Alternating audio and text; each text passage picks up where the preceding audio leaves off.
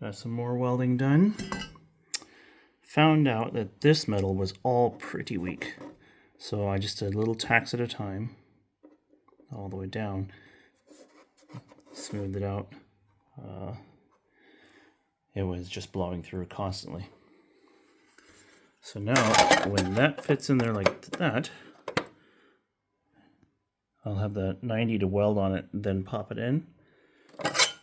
It'll sit behind here.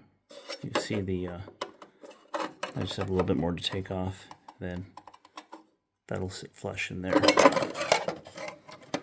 once I put a 90 on that. And then, kind of an example, what would be in there would be this thing. And that would just get trimmed off down there. So I might reuse that 90 there. Just short it up some. Trim it back. Then weld that onto here.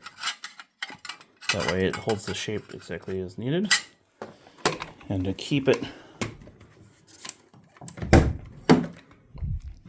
from blowing through, a little smoky in here still, I clamped this in place back in there. A little bit of copper keeps the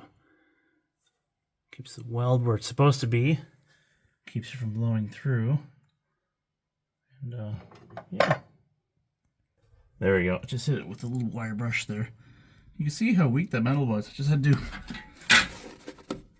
little patches everywhere. That's just where it sits back there, and it comes down, and it rusted through there and there. And that is where that went. Okay, still a little smoky in the cart. But yeah. Yay, less stressful.